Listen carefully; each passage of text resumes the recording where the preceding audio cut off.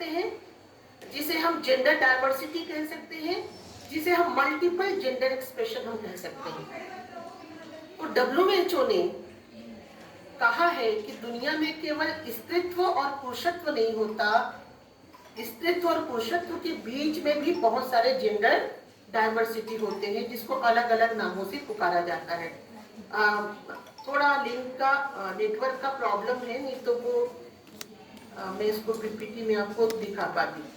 तो सही मायने में जेंडर संवेदनशीलता का मतलब है कि व्यक्ति के आंतरिक अनुभव को हम सम्मान दें, कि व्यक्ति का खुद क्या महसूस कर रहा है और वो कैसा जीना चाहता है। हम किसी तरीके के चीजों को लेकर के उसको फोर्सफुली हम उसके ऊपर लागू करने की कोशिश नहीं करेंगे। तो ये जेंडर संवेदनशीलता कैसे आएगी? जेंडर संवेदनशीलता तभी आएगी जब हमारे समाज में या जहाँ पे हम रहते हैं वहां पे एक जेंडर न्यूट्रल वातावरण का निर्माण। तो कैसे जेंडर न्यूट्रल वातावरण का निर्माण हो सकता है? कई बार हम स्कूल में होते हैं, कॉलेज में होते हैं, तो ऐसा होता है कि रंगोली बनाने का काम लड़कियों को दे दिया जाता है, बाहर दुकान में कुछ परचेसिंग करना है वो काम लड़कों को दे दिया जाता है। तो ये जेंडर न्यूट्रल वातावरण नहीं है, क्योंकि लड़के लोग भी रंगोली बना सकते हैं और लड़कियां भी दुकान में जाकर के परचेस कर सकती हैं। तो यदि हम चाहते हैं कि सही माने में जेंडर के प्रति संवेदनशीलता आए, जेंडर इक्वालिटी आए, तो हम जितना जेंडर न्यूट्रल अपनी व्यवस्थाओं को करने की कोशिश करेंगे उतना ही हम जेंडर इक्वालिटी की ओर आगे बढ़ते जाएंगे। यदि लड़का भी, यदि लड़की भी खाना बना सकती है तो एक लड़का भी खाना बना सकता है। यदि एक लड़का भी ऑफिस जा सकता है तो एक लड़की भी ऑफिस जा सकती है। तो ये जो संस्कार है वो हम बचपन से ही बच्चों को देने की कोशिश करें कि जेंडर, सेक्स और जेंडर आइडेंटिटी। अब मैं तीसरे पड़ाव पे आके बात करना चाहूंगी कि कई बार हम पुरुष और स्त्रियों के बारे में बात करते हैं, पर हम कई बार ट्रांसजेंडर व्यक्तियों के विषय में बात करना बंद कर देते हैं। पर यदि हम अपने भारत के पुराने इतिहास को पलट कर देखते हैं तो आप देखेंगे कि वहां पे जेंडर और सेक्सुअलिटी को लेकर के बहुत पहले से ही संवेदनशीलता और जागरूकता हमारे देश में रही। यदि आप कभी खजुराहो के मंदिरों को जाकर देखें, कभी आप कोणार्क के सूर्य मंदिर को जाकर देखें, कभी आप घोरम देव के मंदिर को जाकर के देखें, कभी आप केरल के पद्मनाभन मंदिर को जाकर के देखें, यदि आप इन मंदिरों में जाकर के देखेंगे तो आप देखेंगे कि पहले से ही हमारे देश में सेक्स, जेंडर, सेक्सुअलिटी और जेंडर ओरिएंटेशन के सारे पक्षों के प्रति एक संवेदनशीलता की भावना हमारे देश में रही। कई बार हम जेंडर पे बात करते हैं और जेंडर के पास एक सेक्सुअलिटी भी उसका एक बहुत बड़ा एक आयाम होता है। तो कई बार हम सेक्सुअलिटी को भी दो ही भाग में देखते हैं, जैसे जेंडर को दो ही भाग में हम देखते हैं, मर्द और औरत, मर्दानापन और तानापन भी। हम सेक्सुअलिटी को केवल एक ही पक्ष में देखते हैं कि जिसको हम हेटेरोसेक्सुअलिटी कहते हैं। पर सेक्सुअलिटी भी केवल हेटेरो नहीं होता। यदि हम जहाँ पे जेंडर संवेदनशीलता के बारे में बात करते हैं तो ये बहुत ज्यादा जरूरी है कि हम सेक्सुअल आइडेंटिटी के प्रति भी अपनी संवेदनशीलता को बढ़ाकर रखें कि दुनिया में केवल हेटेरोसेक्सुअलिटी नहीं होता, ऐसा होमोसेक्सुअलिटी भी होती है, बायसेक्सुअलिटी भी होती है, ट्रांससेक्सुअलिटी भी होती है, पेनसेक्सुअलिटी भी होता है, बहुत तरीके की सेक्सुअलिटी होती है। और ये केवल पश्चिम के ज्ञान से हमको पता नहीं चला। जिन मंदिरों के बारे में मैंने बात किया उन मंदिरों में भी आपको हेटेरोसेक्सुअलिटी मतलब विषम लैंगिकता से परे भी आपको दूसरे तरीके के सेक्सुअलिटी और सेक्सुअल बिहेवियर के बारे में आपको वहां पे भी जानने को मिलेगा। तो ये हमारी देश की संस्कृति थी जहाँ पे हम मर्दानेपन, औरतानेपन और ट्रांसजेंडर व्यक्ति तीनों को बहुत सम्मान की दृष्टि से देखते थे, क्योंकि हम मानते थे कि जेंडर आइडेंटिटी हमारे जेनेटेलिया में नहीं होता, जेंडर आइडेंटिटी हमारे दिमाग में होता है। तो जो जेंडर मैं जो हूँ, जो मैं महसूस कर रही हूँ, वही मेरा जेंडर है। और एक और आपको एग्जांपल मैं दूं, हमारे देश में सेक्सुअलिटी पे एक पुस्तक लिखी गई जिसका नाम था कामा सूत्रा और कामा शास्त्र, जिसको महर्षि वात्सायन ने जिसकी रचना की थी।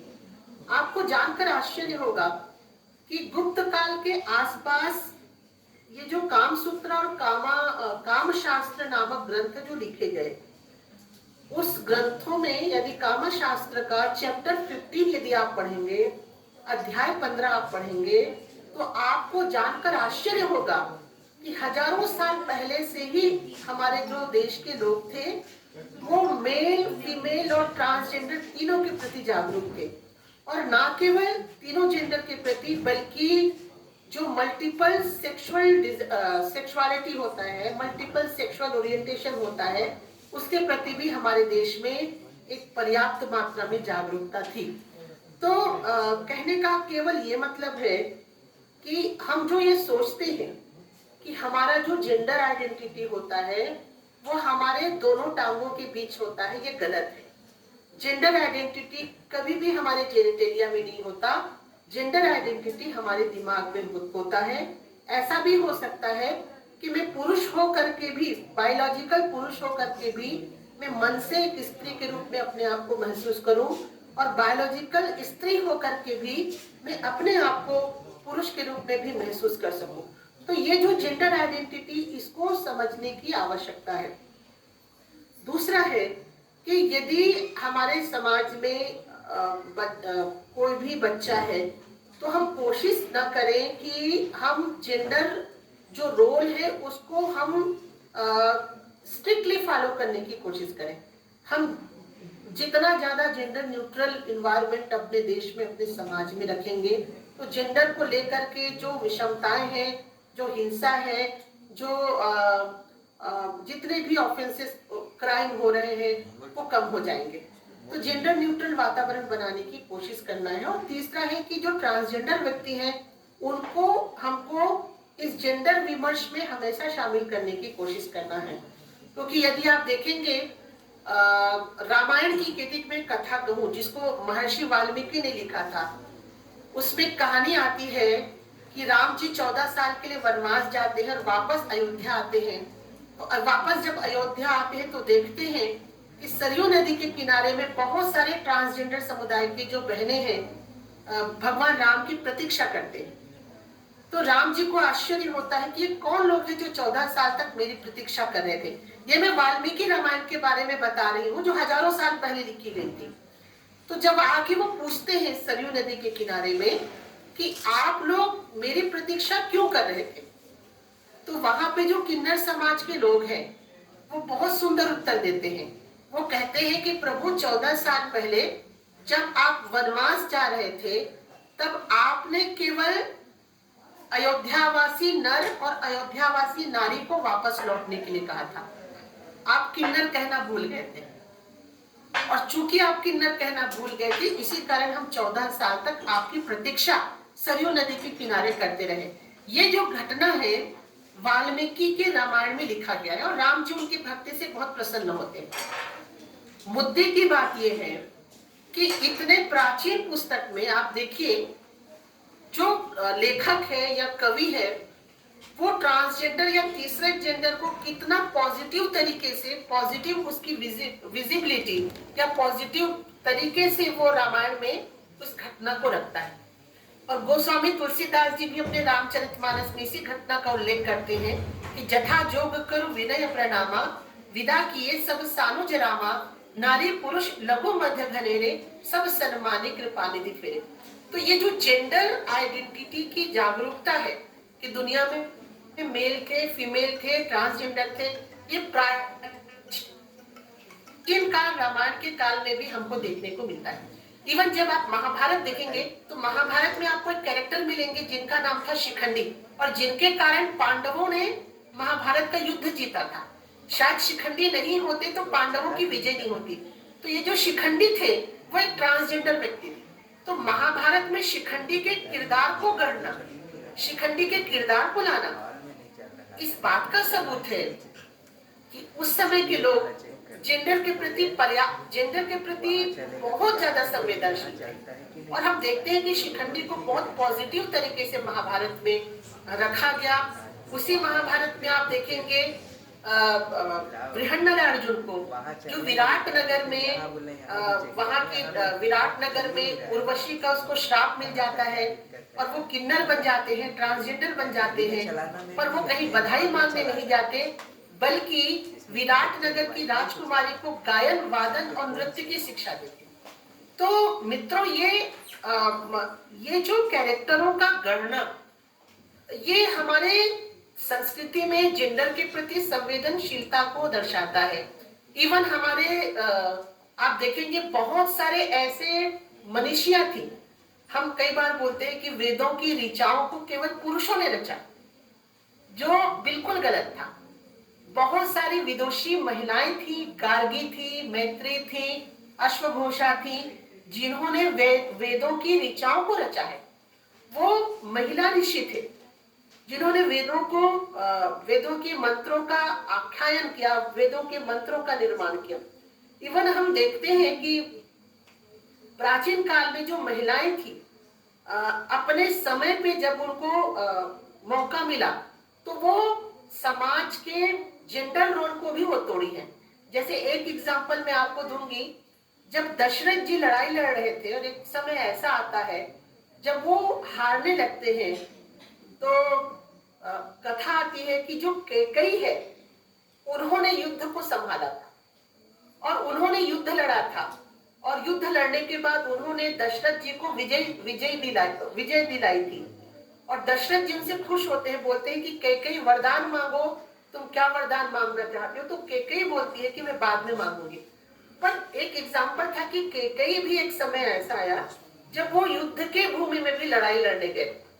तो आप देखेंगे कि हमारे भारतीय संस्कृति में कहीं पे भी आज जो हम व्यवस्था देखते हैं कि एक जेंडर रोल को जो थोपा जाता है, ये मर्दाना काम है, ये औरताना काम है।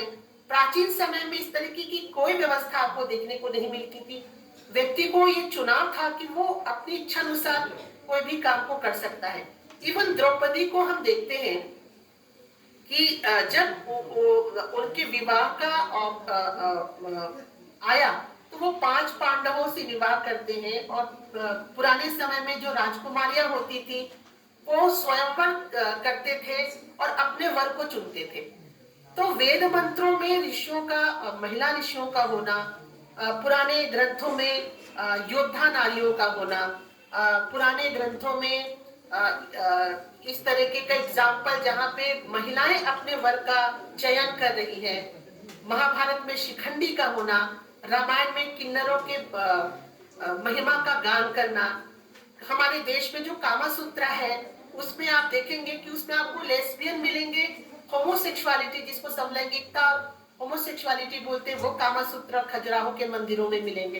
तो हम उस देश के लोग थे जहाँ पे इतना डाइवर्सिटी को, विविधता को हम सहज में स्वीकार करते, हमको किसी तरीके का भेदभाव नहीं होता था, और ये हमारी संस्कृति थी, ये हमारी परिपाटी थी। एक और आपको बहुत एक एग्जांपल में देना चाहूंगी। आज हम हिंदी और इंग्लिश में बात करते हैं, ठीक है? आप देखिए हिंदी और इंग्लिश का यदि आप ग्रामर पढ़ेंगे तो आप देखेंगे कि उस ग्रामर में आपको 2 ही जेंडर मिलेगा। अगर हिंदी का ग्रामर आप पढ़ेंगे उसमें आपको 2 जेंडर मिलेगा, स्त्रीलिंग और पुल्लिंग। इंग्लिश का ग्रामर पढ़ेंगे तो वहां पे भी आपको 2 जेंडर आपको मिलेगा। अरबी में जेंडर ही नहीं होता और उर्दू में भी जेंडर नहीं होता। पर सोचिए हमारे देश में आदिकाल में एक भाषा का निर्माण हुआ जिसको हम आदि भाषा बोलते हैं, जो हजारों साल पुरानी भाषा है। सोचिए कि मॉडर्न लैंग्वेज हिंदी हो, इंग्लिश हो, अरबी हो, उर्दू हो, उसमें भी जेंडर नहीं है या तो 2 ही जेंडर है। पर हमारे देश में जो संस्कृत भाषा थी उसकी विशेषता ऐसी थी, पूरे विश्व की एक मात्र भाषा थी जिसका ग्रामर आप पढ़ेंगे तो वहां पे आपको 1 नहीं 2 नहीं बल्कि 3 जेंडर आपको देखने को मिलेगा, स्त्रीलिंग, पुल्लिंग और उभयलिंग। तो ये महर्षि पाणिनि ने जो संस्कृत का व्याकरण लिखा था, आज हम गर्व के साथ बोल सकते हैं कि हम उस संस्कृति के लोग हैं जहां पे हर जेंडर आइडेंटिटी को बहुत सम्मान की दृष्टि से देखा जाता है।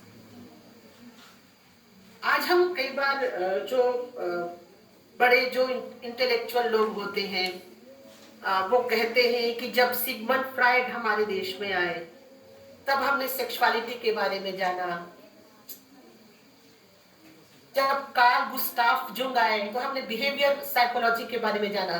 पर आपको मैं बता दूं कि कार्ल गुस्ताव जुंग आने के पहले और सिगमंड फ्राइड आने के पहले भी हमारे देश में जेंडर आइडेंटिटी के प्रति एक बहुत ही संवेदनशीलता हमारे देश में थी। विष्णु पुराण का एक कोड मैं आपको करना चाहूंगी जिसमें लिखा गया है, यद पथे किन्नरम दृष्ट्वा पुनर्बाधा न विद्यते, कि जिस रास्ते पर आप किसी ट्रांसजेंडर को जाके देख लें तो आपके जीवन से परेशानियां चली जाएंगी। मैं ज्योतिष में विश्वास नहीं करती, लेकिन ये बताना चाह रही हूं कि इतना सुंदर श्लोक लिखना कि यदि आप पुरुष भी नहीं है, स्त्री भी नहीं है, तो आप कलंक भी नहीं, ये हमारी संस्कृति ही हो सकती है। और गुप्त काल में जो फलित ज्योतिष का विकास हुआ, उस फलित ज्योतिष में आप देखेंगे कि बुध ग्रह को नपुंसक ग्रह माना गया है और कहा गया है कि बुध की दशा को यदि आपको ठीक करना है तो किसी भी किन्नर को हरे रंग का दान कर दीजिए, आपको आपकी बुद्धि की दशा ठीक हो जाएगी। मैं ज्योतिष में विश्वास नहीं करती, पर एक मैं बताना चाह रही हूँ कि किस तरीके से हमारी संस्कृति में जेंडर आइडेंटिटी को स्वीकारा गया। और दूसरा, केवल हिंदुइज्म में नहीं, आप बुद्धिज्म में यदि आप देखेंगे तो भगवान बुद्ध के निर्वाण के बाद जो अजात शत्रु ने त्रिपिटकों की रचना की, विनय पिटक, सुत्त पिटक, अधिधम्म पिटक, बौद्ध धर्म ग्रंथ के तीनों पिटकों में आपको देखने को मिलेगा कि भगवान बुद्ध कहते हैं कि पुरुष के साथ साथ महिला भी निर्वाण को प्राप्त कर सकती है, ट्रांसजेंडर भी निर्वाण को प्राप्त कर सकते हैं। और भारत में परंपरा दिखाई तो नहीं देती, पर यदि कभी आप थाईलैंड जाएंगे तो वहां भी बौद्ध मठों का जो संचालन है ट्रांसजेंडर व्यक्तियों के द्वारा किया जाता है। बुद्धिज्म और हिंदुइज्म के बाद यदि हम जैनिज्म की बात करें तो जैनिज्म का जो बेसिक कोर फिलॉसफी है, जिसको हम स्यादवाद का सिद्धांत कहते हैं, तो स्यादवाद के सिद्धांत को जब परवर्ती जैन मुनियों ने आगे बढ़ाया, बहुत रोचक आपको मैं बात बताऊंगी, तो जब स्यादवाद का जो सिद्धांत है उसको जेंडर के कॉन्टेक्स्ट में देखा गया, तो आपको मैं बताऊं स्यादवाद का सिद्धांत को जेंडर के कॉन्टेक्स्ट में जब जैन मुनियों ने देखा तो उन्होंने कहा कि दुनिया में केवल दो सेक्स नहीं होता। उन्होंने मल्टीपल सेक्सुअल आइडेंटिटी के बारे में जैन दर्शन में लिखा है और उन्होंने मल्टीपल जेंडर एक्सप्रेशन के बारे में अपने स्यादवाद के सिद्धांत को बढ़ाते हुए लिखा। और ना केवल हिंदुइज्म, ना केवल जैनिज्म, ना केवल बुद्धिज्म, बल्कि सिखिज्म की बात करें तो मैं बताऊं कि हमारी संस्कृति में, हमारे देश में सिखिज्म एक ऐसा धर्म था जिन्होंने तो जेंडर के सीमा को ही खत्म कर दिया। आप कहेंगे कि सिखिज्म का एक कोर फिलॉसफी है कि चाहे मेल हो, चाहे फीमेल हो, चाहे ट्रांसजेंडर हो, सभी एक नूर से उपजे हैं। सब गुरु नानक देव जी कहते हैं सब मानव की एक ही जात। और आप देखेंगे कि आज भी सिखिज्म में यदि लड़का है वो भी अपने नाम को सुखविंदर के रूप में अपना नाम सुखविंदर रख सकती है, तो लड़की भी अपने नाम को सुखविंदर रख सकता है। मतलब वहां पे नाम चाहे लड़का हो लड़की हो एक जैसे रख सकते हैं। तो ये सिखिज्म की बहुत खासियत है। और इस्लाम में भी ये परंपरा हमको दिखाई देती है। आपको मैं बताऊं कि इस्लाम में जो मुगल राजा होते थे, मुगल बादशाह होते थे, वो अपनी रानी और राजकुमारी जो हरम में रहते थे उनकी सुरक्षा के लिए एज ए सिक्योरिटी गार्ड के रूप में ट्रांसजेंडर व्यक्तियों को नियुक्त करते थे। जब मुगल बादशाह लड़ाई लड़ने जाते थे तो उनको विश्वास होता था कि हमारे हरम में जो रानी और राजकुमारी है वो सुरक्षित रहेंगी, यदि उनकी सुरक्षा ट्रांसजेंडर व्यक्ति कर रहे हैं। तो सोचिए मुगल बादशाह थे, कितनी संवेदनशीलता से, या इस्लाम है वो कितनी संवेदनशीलता से ट्रांसजेंडर मेल और फीमेल तीनों को एक एक्सेप्ट करता था। और मैं आपको बताऊं कि इस्लाम में ट्रांसजेंडर व्यक्तियों को, आज जिन ट्रांसजेंडर व्यक्तियों को हम कलंक मानते हैं, इस्लाम में ट्रांसजेंडर व्यक्तियों को ख्वाजा सरा कहा जाता है। ख्वाजा सरा का मतलब होता है फकीर, देवदूत। ख्वाजा सरा का मतलब होता है जो खुदा के पास है या खुदा के करीब है। तो ये इस्लाम की विशेषता है कि वो भी जेंडर डाइवर्सिटी को कैसे एक्सेप्ट किया अपने संस्कृति में, कल्चर में। एक बादशाह थे जिसका नाम था अलाउद्दीन खिलजी। अलाउद्दीन खिलजी के बारे में कहा जाता है कि उसने पूरे दक्षिण भारत का विजय किया था ना, अफगानिस्तान से लेकर के उसने कर्नाटका तक विजय प्राप्त की थी। पर अलाउद्दीन खिलजी दक्षिण भारत का विजय नहीं कर पाते यदि उनके पास मलिक काफूर नहीं होता। और ये जो मलिक काफूर थे वो ट्रांसजेंडर व्यक्ति थे। तो चाहे हिंदुइज्म में देखिए, बुद्धिज्म में